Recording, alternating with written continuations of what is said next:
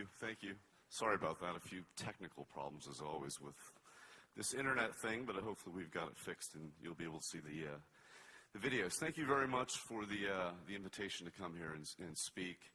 I've never been to Sofia before, so my first visit, and spent a little bit of time yesterday walking around. Went to the Alexander Nevsky Church and a nice mosque and a few other great sites here in the city, and really beautiful place. So thank you very, very much for the invitation. I'm going to talk a little bit today about the changes that are happening with digital and the impact that's going to have on content, and as a result of that, business models and the things that will have to change from a media owner's perspective, the agency perspective, and a brand perspective, and show you a couple different examples of where that's happening.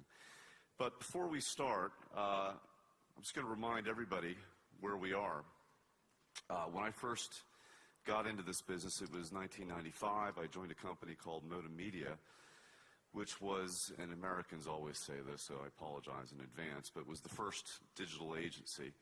And the guy that hired me was the guy who put the first internet ad online, the first banner. And Alan will love this. He defined the first IAB standards, believe it or not, because at the time nobody knew what this thing looked like. And we've come a long way since 1995. I mean, if you look at some of the statistics here, 70% of consumers research online before making a purchase. And that's a UK statistic, and I'm sure you've got something similar in your respective countries. But the internet has become absolutely fundamental, whether it's automotive or IT or whatever it may be, in terms of people researching and making a decision, or at least winnowing down the decision-making process. They may not buy online, but it's a really critical element in terms of the sales cycle. 90% of all online consumer journeys start with a search engine, and this statistic varies, again, by what industry you're in. So for automotive, it's closer to 75%. For IT, it's about 95%. But search has become the new homepage. It is where people start. And 40% of them use it just purely for navigation purposes because they're lazy and they don't want to type in the domain name. But the other 60% actually use it just for queries and for researching things. YouTube is now the second largest search engine in the world behind Google. And the amount of video being consumed in the UK, for example, it's gone from about 600 million minutes to 1.3 billion minutes just in the span of a year. So significant amount of video being consumed as broadband kicks in, and it's easy for people to view this content. More people watched Obama's inauguration online than on television. And it's one of those little statistics that suddenly grabs you. Think, my God, something has fundamentally changed. Now, it may have something to do with the fact that the inauguration was during the day. People were at work, and they couldn't turn on a TV set. But nonetheless, that is something significant in our industry that represents the changes that have happened. And I love this slide because I have to update it every month. It changes. A month ago, it was 1 billion downloads, and I've had to change it now to 2 billion downloads, and counting in terms of applications on the iPhone that have been downloaded. So mobile's starting to kick in. And then, of course, this old chestnut, which we always use, Facebook, we're a country. A month ago, this was the 4th largest country in the world. Now it's the 3rd largest country in the world. So the whole rise of social networking, and I mentioned this yesterday, just the amount of data that's being put into the internet, put into this cloud, if you will, this machine, as Kevin Kelly calls it from Wired Magazine, is unbelievable. 3,254 pieces of personal info in databases every week. So the amount of information that we're gathering on consumers and their behavior and what they like, what they dislike, is staggering, and a great opportunity for marketers to do something with that if they're given permission. And in a sense, to some extent, you remember the Matrix films, it was a couple of years ago now, but we are being plugged into this machine. Are there any Star Trek fans here? Anybody know what Star Trek is? Star Trek? Yeah, we got a few over there. So it's a bit like the Borg. So everybody's sort of being plugged into this giant machine and feeding all this information. And in some aspects, we're actually becoming content as well. We're tagging ourselves with all the things that we like and putting into this machine and being associated with other tags that are out there. So things have certainly changed. They've certainly evolved. And it's a very complex world. It's not becoming any easier. That's the thing, and it's funny in our industry because we're perpetually beaten down on commission levels or fees as an agency. And the reality is our job is more complex than it ever has been. So for the clients and the brands that are out there, you need to make sure that you're compensating your agencies for dealing with all this, because it is very difficult. But the way that we've tried to simplify it is really all this content fits into three different areas, and we label it paid, owned, and earned. Paid media is the stuff that traditionally as a media agency we would go out and buy. So that could be as simple as banners, or it could be sponsorship, or anything you can think of. And that can be online or that could be offline. Owned would be the assets that you develop, the web content, the website, the online advertising, whatever it may be, that you've developed and you want optimized and you want accessible and you want people to somehow engage with that, either by going to the website or taking the content, distributing it out. And finally, earned, which is the big topic, is really more the social marketing space. And this is the advocacy that you generate, the content that people are developing on your behalf, or the people that are distributing the content on your behalf. So it's really free media. You don't really pay for it, and it's generating significant reach out there. And all three of these areas are connected. And we've developed this ecosystem that hopefully represents that. It also tells you the weather on a good day as well, some clouds moving on the left-hand side there. But it's all connected. So most of you will know that the number of links going into your site your natural search rankings will go up as a result of that. So the more advocacy, the more social marketing activity, the more buzz you have out there on the earned side is going to impact the accessibility and the natural search rankings of your owned assets. We also know on the left-hand side that when we run television advertising, that directly impacts the number of visits to your website, the number of searches on your particular brand, or whatever it is that you're trying to promote. So these things are really all linked together. And I think it's a much more sophisticated view of this ecosystem that's being developed because we have the tools to do that. Things like attribution modeling, for example. The last year or so, everything's been attributed to search. Well, the reality is that display advertising still has an impact. And we know that now because we have the technology to actually measure that. And all of this content will be distributed through three primary screens. I mean, there are many others, ranging from Kindle to, the screen on your refrigerator, if you want to go to that extent. But the three primary devices that we see will be the television, the laptop PC, and the mobile phone. Television has not gone away, and this, I mentioned it yesterday, as an old internet guy, this is somewhat troubling for me to say, because I've spent years rattling on about television and how television was going down and online was going up, and to some extent that was representative of the lack of equilibrium in the spending. Clients were just they weren't spending enough online to represent the consumer behavior. But the reality is, more people than ever are watching television. They may not be watching television advertising. There's a big difference between those two things, so please keep that in mind when I mention it. And if anything, what we've experienced in the online internet world is now being represented on the television world. There are many different television channels, just as much as there are many different websites that are out there. But I find television particularly exciting because I think it's going through a reinvention at the moment. And what we know is TV, and depends on the market that you're in, but 2 years' time, 5 years' time, will be a very different experience than what we think of TV today. It will become connected to the internet. So just as much as the PC internet experience looks a bit more like television, YouTube, Hulu, the BBC, iPlayer, so on and so forth, the same thing will happen on television. You'll have addressability, so the ability to understand what demographic is watching particular content on television and target those individuals with specific television advertising. As much as we do on the PC internet experience today, it will be personalized. So has anybody seen the Yahoo widgets, Yahoo Connect on television? So they're actually placing personalized widgets, which could be anything from Flickr to the weather, you name it, on the television set-top box. And it will be on demand. So there will be events like the World Cup, the Oscars, the European Football Championships, etc., where people will actually watch television live. And that won't be replaced. That will still exist. But most television content will be on demand. You will simply go into an interface much like this, and you will search on a particular piece of content, whatever it may be, and you'll view it whenever you want to view it. So the way that we consume television will be very different and much more similar to the internet experience, the PC internet experience, which is on demand.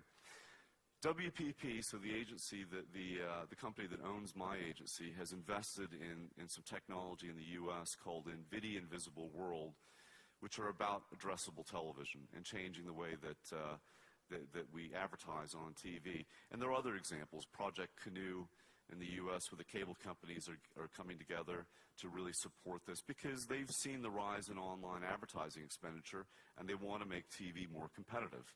They've got a vested interest in that.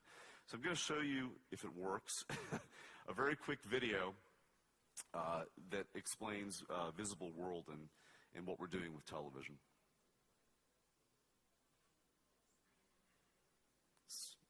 Top one, Visible World. Visible World makes TV advertising more effective and accountable by bringing the advanced capabilities of the internet, such as targeting, customization, interactivity, and measurement to television. The foundation of the Visible World solution is IntelliSpot Connect, an addressable video platform that enables advanced targeting, delivery, and measurement capabilities for every type of TV advertising, from the broad reach of national networks to the fine focus of individual households. IntelliSpot Connect includes major broadcast and cable networks, enabling advertisers to version and target national ads with complete traffic automation. This unique capability makes it possible to adjust the rotation of ads dynamically, according to changing viewership, business needs, and live event situations.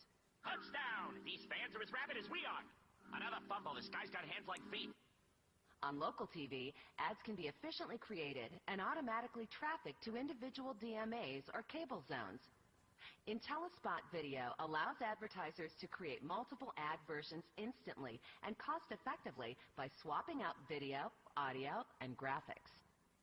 Recently, Visible World has become the leader in a new form of television advertising, household-level addressability. Working together with media partners and advertisers, Visible World has been successfully running household addressable campaigns for the past year. This level of addressability allows marketers to reach specific customer segments with the most relevant messages. IntelliSpot Dashboard brings it all together, an easy-to-use web-based campaign management tool that makes it easier for advertisers to customize, target, and deliver relevant ads to specific segments. Visible World clients have been able to dramatically reduce cost, increase response, and improve workflow through this automated system. All in all, Visible World enables targeted television advertising. So that gives you some sense in terms of what's happening with TV, which is why I'm standing up here at an internet conference talking about television, because we have to broaden our thinking in terms of when we talk about the internet to things like this, because TV will become part of the internet ecosystem. So just as much as we think about the PC today, we'll have to start thinking about television. The PC experience will also change. I'm sure someone's talked about Web 3.0 yesterday or this morning, and it will have a significant impact as soon as Google embraces it in terms of how people navigate and consume content online. I gave you that statistic a little bit earlier around the number of people that use search. And Web 3.0 is a re-engineering of the website to make sure that content becomes smarter. So the easiest example I can give you, if you go online right now and say into Google, what is the stock price of IBM? If you type in the same question for what is the stock price of Apple, you'll get two very different responses. IBM has programmed their website to be Web 3.0 compatible, so you get the answer. You just get the content. That's it. The content is immediately raised to you. And when you ask the same question for Apple, you get a link to a website that then gives you the content. So ensuring that you develop your website to make sure this content is easily accessible. So think simply about recipes. Someone types in a recipe for macaroni and cheese. Kraft would love to have its recipe come right up into the search interface itself. But beyond being smarter and more intelligent, I think the interface will look very, very different. So as much as we look at websites that I developed back in 1995 and 1996, I think, my God, that looks terrible. And they really do. We'll look back at the websites that we're developing right now and think, my God, what were we thinking? It'll be a much richer experience. We own a company called Schematic based out in LA.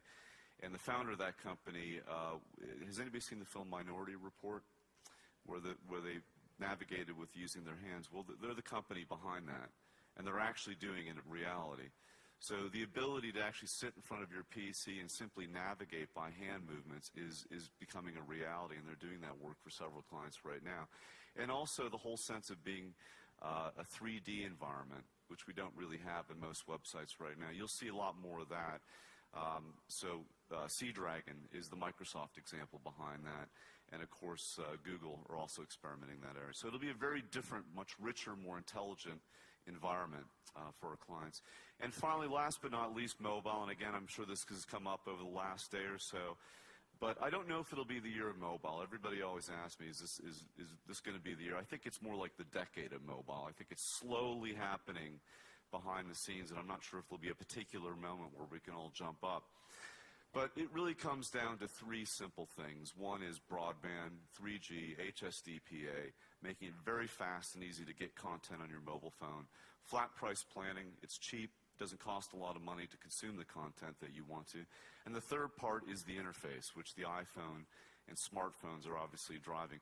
Those three things coming together have really changed the way that people use their mobile phones. And it's amazing, when you go out with friends at dinner. I don't know if you guys have had the same experience, but you used to make a bet. Something would come up over the dinner topic, and you say, okay, well, let's bet, and so whoever loses has to buy the next dinner. And you'd all go Monday to sort of find the answer. Now everybody gets their mobile phone out, and you know the answer immediately to whatever the question is that you were debating. So people are using it extensively, and I do think that, I gave the statistic yesterday around China. So 1/3 of all internet consumption comes off the mobile phone. That's 73 million users in China. There's 600 million mobile phone users in that market. So when we talk to some of our markets in the Middle East and Africa and China, they don't think about the internet and the PC. They're thinking about the mobile phone, and that's really where they're focusing. Now, the challenge for the mobile phone is, I'm not saying everybody should go out and advertise on the mobile phone, because it's a much trickier environment. You really need to think about what it is that you want to achieve. And there's all sorts of different uses. Puma's Together Now, I don't know if anyone's seen that program, where you sign up, you associate yourself with a football team. When the football team scores, it automatically dials you into a community of 10 other people, and you can talk about the goal and what happened. So a nice example of thinking laterally about mobile phones, not just putting a little tiny banner on it, but applications, using it for communities, using it for integrated marketing purposes. So whether that's an outdoor advertisement, using Bluetooth to get some content or applications off that outdoor, for community purposes, augmented reality. There's lots of different ways to use this device that are not the sort of easy, let's just spend more money on advertising in this area. There's the Puma Together Everywhere. Sorry, I said Together Now example. And I think when you look historically at the way that we looked at content, I remember years and years of talking to clients about online, and the answer always was it doesn't have reach and it's not emotive. If I had €1 for every time I heard that, I would be a millionaire by now. And I think the lines have blurred. Obviously, the internet now in most markets has the same, if not almost the same, reach as television and some other channels. But content has really blurred. So you can no longer say the internet is just about functionality. You can no longer say the TV is the champion, the owner of emotive video experiences, because you can put that now on the PC internet experience, just as much as you can now put functionality and widgets on television. So in reality, it looks a bit more like this from that old model. It's more like a Rubik's Cube. It's this different types of content functionality that you can mash up together and distribute to different devices, whether that's television, mobile, or the PC internet experience. And all of this has had a profound effect on the business models that are out there. You can imagine newspapers, Rupert Murdoch. I was telling somebody yesterday that I was on the jury for the Valencia Media Festival, and it came to the newspaper category. We're looking at the best newspaper of the year. We looked at the best magazine of the year. And each submission had a 3-minute video with it. Every submission was identical. There was 30 seconds of a 3-minute video on the physical newspaper. The remaining 2.5 minutes was about what they were doing on the mobile phone, what they were doing on the internet. And the same with the magazine category. So the question then becomes, what are you evaluating? Are you evaluating a physical newspaper, or are you evaluating somebody who's creating really compelling content that just happens to be distributed through a physical newspaper and through mobile phone and through other devices? So these old classifications that we have are breaking down. This is one example. I wish I would have had the Guardian example, so I apologize that I don't have that up here. But if you look at the International Herald Tribune, we associate that with being a physical newspaper. When you go online, it looks very different. It looks a lot more like CNN. There's lots of video up there that you can view. So is it a newspaper, or is it a brand that's creating really compelling content behind news? The same goes with Glamour magazine. When you go to the website, lots of video content. They've got Glam TV, where you can see live events and various video snippets online. MTV has gone into gaming. So we think of MTV as just a music channel that's on the television. When you go online, of course they have some elements of that, but they've also broadened their business model as well and are reinventing themselves. So I think for media, the media owner section, this blurring of lines, this ability to broaden your horizons really gives you an opportunity to reinvent yourself, to do something quite different with what you've done before. And the same applies for brands that are out there, and this is the CMO of Kraft. And if you look at what Kraft has done, they've gotten to the content space as well. CraftKitchens.com is the #1 FMCG packaged goods website in the U.S. 10 million visitors on a quarterly basis go to this website, and they have done a phenomenal job of owning recipes and cooking. When you go to this website, and I'm a terrible cook, you can find all sorts of tips via video, text, whatever it may be, both on the website as well as through the mobile phone. They're actually selling iPhone applications. They're selling it. They're not giving it away. You actually buy it. It's one of the biggest iPhone applications out there, where you get recipes, and when you're in the grocery store, you can actually get all the ingredients on it. So they've really broadened themselves beyond just someone who makes boxes of macaroni and cheese. They've turned themselves into almost something that you would see on TV, a cooking channel, if you will. Other examples of this, this is Mountain Dew Spike, which is a TV channel in the U.S., and this is a nice example of a media owner and a brand coming together to do something quite different. And they call this pod busting. And essentially what it is rather than buying a 30-second spot that would run along with other 30-second spots between programs, they've created a 5-minute film that runs between two programs. So it isn't really an advertisement as we know it. It's actually a program that happens to have Mountain Dew involved in it. And Spike are obviously doing this to try to drive up advertising revenue. Another example would be Lexus. I don't know if anyone's seen this example in the U.S., where Time Magazine Time Warner has come together with Lexus to do a deal with them where you can create your own customized magazine. You go online, they've got several different magazines here ranging from golf to Money Magazine to Food and Wine to Time Magazine itself. You pick online which content you want to see from these various magazines, and every week you get your own customized magazine. The only advertiser in that magazine is Lexus, and it plays into the whole theme of Lexus being completely customized for you. I can't remember the statistic, but they have 1,000 different ways that you can customize a Lexus car. So a really good example of the business model changing, in this particular case online, that whole concept of aggregation driving a physical offline manifestation of a magazine, brought to you by Lexus. And of course, our clients are getting involved in this space as well. I'm going to show you an example of Unilever, some work that we did in China. Were they, I don't know, do you have the show Ugly Betty here? Do you, okay, you're familiar with the show Ugly Betty. It drives me up a wall. I can't stand it. But anyway, my wife loves it.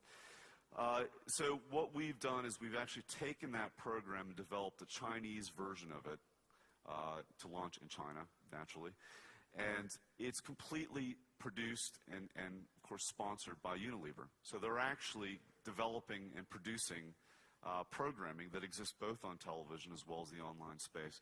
I'm going to show you a quick video that talks a little bit about that case study, if it works.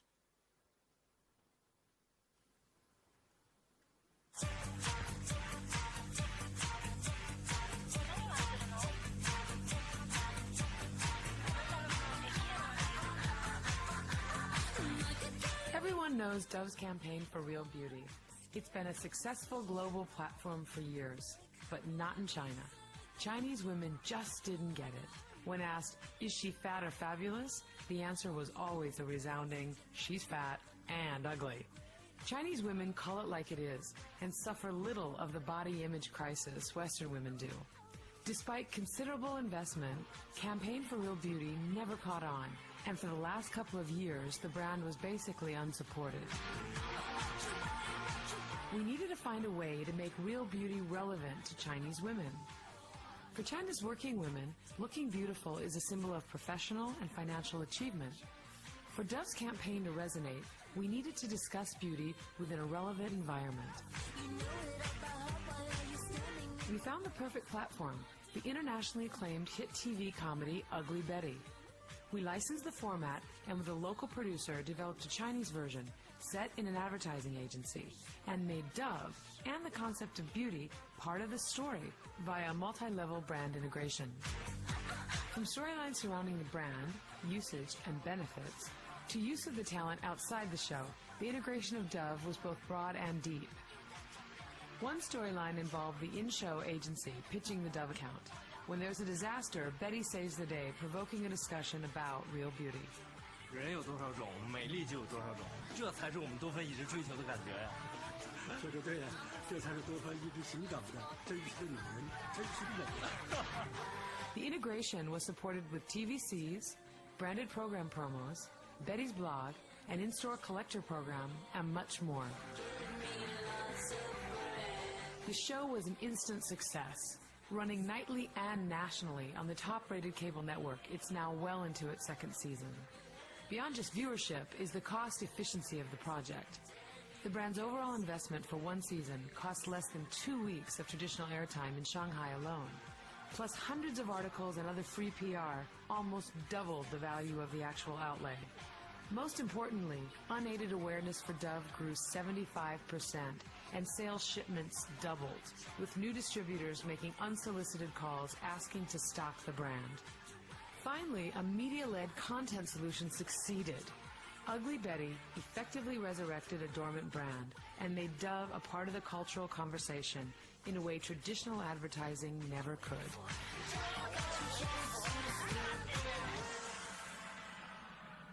So just an example of brands doing something very, very different. In this particular case, licensing and actually producing television content as well as sitting online. So agencies are also getting involved in this process. I don't know if anyone's... Honeyshed is actually gone now, so I should stop using this example.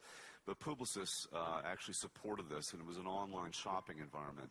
Again, getting back to that Rubik's Cube, a great example of mashing up different types of content. This is a bit like MTV meets the Home Shopping Network meets Amazon. You would go into the website and they'd have a couple people talking about products, so live video streaming, and then you could actually go ahead and buy the product right then and there, much as you would do in Amazon. So a really nice example of just this whole experience changing based on what I had said before. And then WPP is getting involved in this as well. I'm not going to show you the video because I'm running out of time here, but we've actually, again, produced a television program in the U.S. called October Road. It's on TV, but it's also online as well. You can get it through ABC television, abc.com in the U.S. So the agencies are getting involved. I'm going to show you one case study before I wrap up here. And again, this is a Unilever example called In the Motherhood. Has anybody heard of this program at all? No? Okay, good. So then you don't know the case study. Essentially, the insight behind this was Suave, a Unilever product for shampoo, trying to get to mothers and trying to develop some sort of association with moms. And the insight that came through is that moms don't want to be pandered to. They know it's tough. They know it's difficult with children. I think dads also know that as well from my experience. But what they love to do is they love to share stories with other moms. And they want a community where they can do that, to talk about the trials and tribulations and things that they go through. So we developed a destination within MSN because we felt that this was an environment where we knew that the audience went to already. So again, thinking about not just developing a website for Suave, but actually going to where the fish feed, as they say. And it was called In the Motherhood. And the idea behind this program was that moms could go into the environment and submit a story, one of these funny stories that they want to share with other mothers about an experience that they've actually had with their child. We would then have the community rate the stories, and the top-rated stories would bubble up, and there was a judge and jury at the very end that would decide which stories we would then take and go to Hollywood and actually professionally film. So a great example of not necessarily user-generated content, but user-generated scripts, of actually allowing moms to come up with a storyline that would then be professionally filmed. And within this environment, again, going back to that example of mashing up the emotive experience of video with the historical strength of the internet, which is around functionality, we had lots of other things that you can do. So we weren't just taking a video and slapping it up online. There was a whole community element. We had celebrity mom stories, games, and believe it or not, you usually associate games with spotty teenagers, but moms love games. And particularly they like games that they can play against other moms and use it almost as a social marketing tool, if you will. Virtual girlfriends, mom-to-mom tips, relevant articles, and of course we had product information brought to you by Suave as well. So there was lots of things that you can do in this environment other than just watching the video. And then like any good media agency, we promoted this in many different ways, both offline and online in various capacities. I'm going to show you a quick example of one of we call them webisodes, that we put up. I think there were 18 in total that we put up. It's been running 2 years online, and it was so successful in online that we actually took the program to TV. So it's now running nationally on ABC television. So I'm going to show you very quickly the video here, I hope, of one of the episodes. In the Motherhood, conceived by Suave and Strength. Come on, guys, let's go. No running in the kitchen. No running in the kitchen. Why doesn't anyone listen to me? They don't listen. Okay, what is this? I don't know. It's pretty gross. It's been there for like a month. Great. May I? Please, I can't get it out. I was going to put a vase over it, but I don't really have anything that shape. It's like an amoeba. You know what? I am no Martha Stewart, but I'm pretty sure when a sponge starts growing fur, you have to get a new one. Well, then defur it. Oh, my God. Hi. Yes, it is a surprise. Wow, look, it's my sister. Oh, fun. Wow. Hey, Sasha. What are you doing in the area? Well, Daddy had a couple interviews in the area, and we didn't want him to get lonely, so we thought we'd come along. You're not planning on moving back in the area, though. You wouldn't do that. Well, you keep your fingers crossed. Oh, thank God. You finally got yourself a housekeeper. No, that's not my... Hola, me llamo Kelly. Kelly, yes, Heather's much older sister. Nice to meet you. Wow. She's got a little bit of attitude for a housekeeper. But she speaks very good English, so consider yourself lucky. We're going to go see the kids. Great. Isn't she a hoot? Fun, huh? She's so much fun. So charming. She's great. Would you actually mind letting the dishwasher I will load? fight you. You're good at I will hurt you. Can you make us some lunch, por favor? Yeah, no comprende. In the Motherhood. Anyway, that's a real story. So that actually happened to a mom, and they posted it online, submitted it, and we then took it to Hollywood and filmed it. And they're really funny. Anybody who has kids out there, They're really fun to watch, so please go visit it, inthemotherhood.com. So just in summary, what I would encourage you to do is I presented some slides earlier on the digital future, what's happening with television and what's happening on mobile and what's happening on the PC experience. It really is an opportunity to reinvent yourself, to do something very, very different than maybe what you've historically done.